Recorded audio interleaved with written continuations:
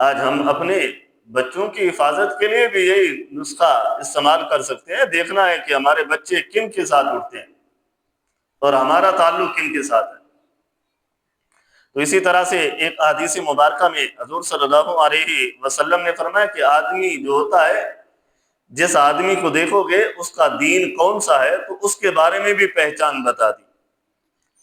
الرجل علی دین خلیلہ، الرجل علی دین خلیلہ، کہ مرد اپنے دوست کے دین پر ہوتا ہے، جیسا اس کا دوست ہوگا اس کا مذہب بھی اسی طرح سے ہوگا۔ اگر اس کا دوست نمازی ہے تو سمجھو یہ خود بھی نمازی ہے، اگر اس کا دوست اچھا ہے تو سمجھو یہ خود بھی اچھا ہے، اگر وہ اس کا دوست مومن ہے تو سمجھو یہ بندہ بھی بڑا مومن ہے۔ فَلْيَنْظُرْ أَحَدُكُمْ مَنْ يُخَالِلُ، کہ بار دیکھو اس بندے کو، اس بندے کی طرف نظر کرو کہ جب اس بندے کو پہچاننا ہو تو دیکھو ان کے دوست جس دین پر ہوں گے تو وہ بھی اسی دین پر ہوگا، اس کا تعلق بھی انہی دین پر ہوگا۔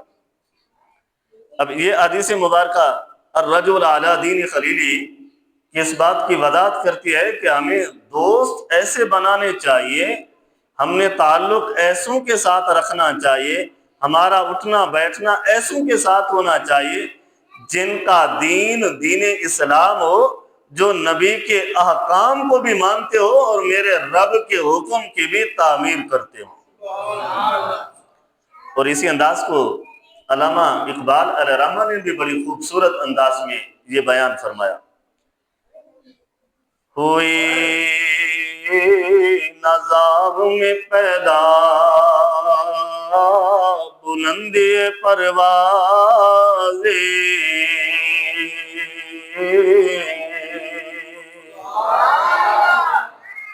ذا عربی کا لفظ ہے، اردو میں اسے قوا کہا جاتا ہے، تو قوا جو ہوتا ہے عربی میں اسے ذا کہتے ہیں۔ تو علامہ اقبال علیہ رحمہ نے فرمایا ہوئی نظام میں پیدا بلندی پروازی،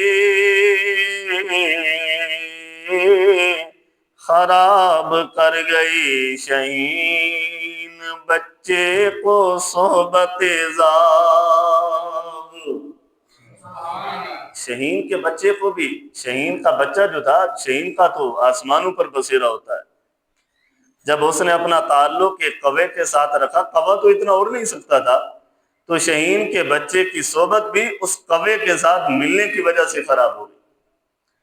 تو علامہ اقبال علیہ رحمہ نے فرمایا حیا نہیں ہے زمانے کی آنکھ میں باقی،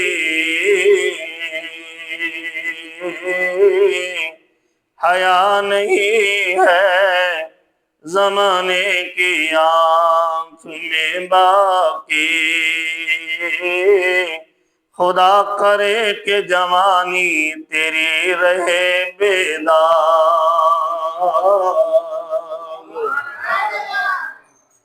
آج کل آنکھوں میں حیا نہیں ہے، علامہ اقبال علیہ رحمہ فرمانے لگے آج کل آنکھوں میں حیا باقی نہیں ہے، جس طرح میرے نبی نے ہمیں حکم دیا وہ آنکھیں باقی نہیں رہی۔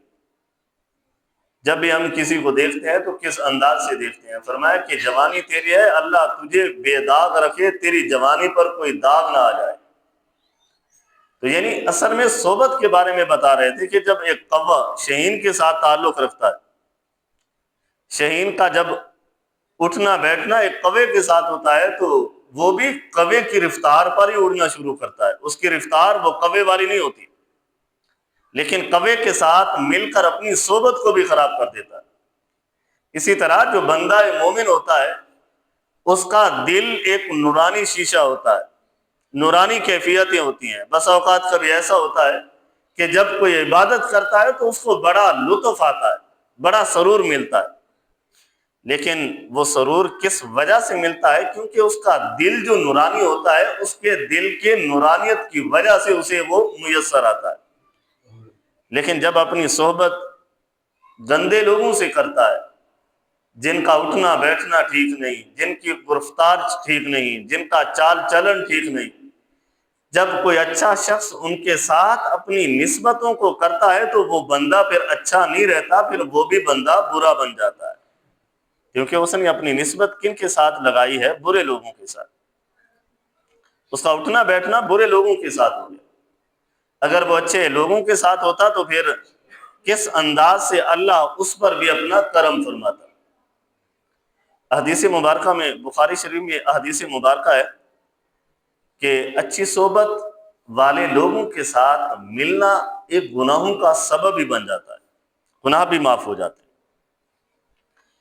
حضرت ابو ہریرہ رضی اللہ تعالی عنہ اس حدیث کے راوی ہیں، فرماتے ہیں کہ اللہ کے محبوب نے فرمایا کہ چند فرشتے ایسے ہیں جو ساری روح زمین پر پھرتے رہتے ہیں، جہاں پر دیکھتے ہیں اللہ والوں کی مجلسیں لگی ہوتی ہیں وہاں پر خوشی کا اظہار بھی کرتے ہیں، اور ساتھ میں دوسرے فرشتوں کو بھی آواز دیتے ہیں کہ آ جاؤ، جس چیز کو تم ڈھونڈ رہے تھے آج وہ اس جگہ پر موجود ہے۔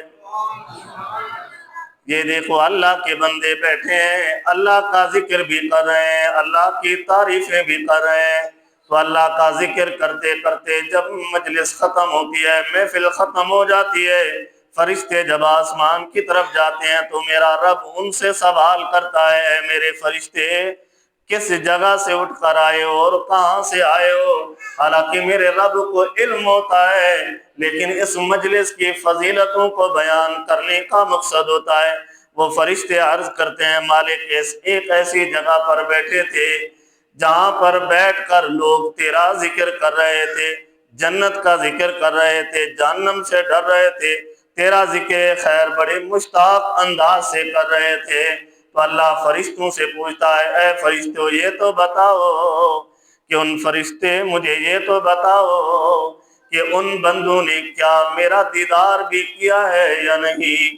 تو فرشتے عرض کرتے ہیں مالک انہوں نے ابھی تک آپ کو نہیں دیکھا، آپ کا دیدار نہیں کیا۔ تو اللہ فرماتا ہے اے فرشتوں بتاؤ، اگر ان بندوں نے میرا دیدار کیا ہوتا تو پھر کس طرح سے میرا ذکر کرتے؟ جب اللہ فرشتوں سے یہ سوال کرتا ہے تو فرشتے جواب دیتے ہیں مالک اگر انہوں نے تمہارا دیدار کیا ہوتا، تمہیں دیکھا ہوتا تو اس سے بھی بڑھ کر تیری یاد میں وقت گزارا کرتے۔ پھر اللہ رب العزت ان فرشتوں سے سوال کرتا ہے اے فرشتوں یہ تو بتاؤ کس چیز کو وہ مانگا کرتے تھے؟ تو فرشتے عرض کرتے ہیں مالک تیرا ذکر کرتے کرتے دعائیں مانگتے ہیں، اے اللہ ہمیں جنت عطا فرما دے۔ تو اللہ فرماتا ہے اے میرے فرشتوں یہ تو بتاؤ کیا ان لوگوں نے جنت کو بھی دیکھا ہے یا نہیں؟ تو اللہ کے بندے اللہ کے فرشتوں سے جب اللہ یہ سوال کرتا ہے تو فرشتے جواب دیتے ہیں کہ مالک ان بندوں نے ابھی جنت میں نہیں دیکھی۔ تو اللہ فرماتا ہے اگر میں انہیں جنت دکھا دوں تو پھر کس طرح سے اس کے مشتاق ہوں گے؟ تو فرشتے جواب دیتے ہیں مالک ابھی جنت دیکھی نہیں، اگر وہ جنت دیکھ لیں گے تو ہر لمحہ جنت کی دعائیں مانگا کریں گے۔ پھر اللہ رب العزت ان فرشتوں سے عرض کرے گا اے فرشتوں یہ تو بتاؤ کس چیز سے وہ پناہ مانگ رہے تھے؟ تو اللہ کے فرشتے عرض کریں گے مالک تیرے بندے جو مجلس سجا کر بیٹھے تھے وہ جہنم سے پناہ مانگا کرتے تھے۔ تو اللہ فرمائے گا اے فرشتوں یہ تو بتاؤ انہوں نے جہنم بھی دیکھی ہے یا نہیں؟ تو فرشتے عرض کریں گے مالک انہوں نے جہنم نہیں دیکھی۔ تو اللہ فرمائے گا اے میرے فرشتے اگر وہ جہنم دیکھ لیں گے تو پھر ان کا کیا نظام ہوگا؟ تو اللہ کے فرشتے عرض کرتے ہیں مالک اگر انہوں نے جہنم دیکھ لی ہوتی تو ہر لمحہ جہنم سے محفوظ رہنے کی اے اللہ تجھ سے دعائیں مانگا کریں گے۔ تو اللہ رب العزت نے فرمایا اے میرے فرشتوں فَشَهَدُكُمْ إِنِّي قَدْ غَفَرْتُ لَهُمْ، اے میرے فرشتوں گواہ ہو جاؤ جتنے بھی مجالس میں بیٹھے تھے، جتنے بھی مجلس سجا کر بیٹھے تھے تمام لوگوں کو میں نے معاف فرما دیا ہے، میں نے ان کے گناہوں کو معاف فرما دیا۔ تو فرشتے عرض کریں گے فیہم فلان لیس فیہم انما جاء لحاجۃ۔ کچھ لوگ ایسے بھی تھے مالک صرف وہ اس وجہ سے نہیں آئے تھے کہ ہم مجلس میں جا رہے ہیں، کچھ تو ایسے بھی تھے جو صرف اپنی کسی حاجت کی وجہ سے آئے ہوئے تھے، اپنی کسی تمنا تھی تو صرف تمنا کی وجہ سے آئے ہوئے تھے، تو کیا میرا رب انہیں بھی معاف فرمائے گا؟ تو اللہ فرماتا ہے وہ نیک لوگوں کی مجلس میں آ گئے، چاہے ان کی تمنا مجلس تھی یا نہیں تھی، ان کے گناہوں کو بھی ہم معاف فرما دیتے ہیں۔ یہ ہے نسبت کا تعلق۔ وہ حقیقتاً مجلس میں نہیں آئے تھے، وہ حقیقتاً مجلس میں نہیں آئے تھے، تو فرشتے کہتے ہیں فیہم فلان لیس منہ۔ کچھ لوگ تو ایسے بھی آئے تھے جو کوئی ذکر کرنے نہیں آئے تھے، نہ ان کی کوئی تمنا تھی کہ ہم جا کر ذکر کریں گے، یا ان کا کوئی شوق بھی نہیں تھا جا کر ذکر کریں گے، لیکن انہوں نے نسبت کی نیک لوگوں کے ساتھ، مجلس میں بیٹھے نیک لوگوں کے ساتھ۔ میرا رب جب نیک لوگوں پر کرم فرماتا ہے تو اللہ گناہ گاروں پر بھی اپنا کرم فرما دیتا ہے۔ اس لیے تو میاں محمد بخش نے بھی کہا تھا کہ چنگے بندے دی صحبت یارو جی میں دکان عطا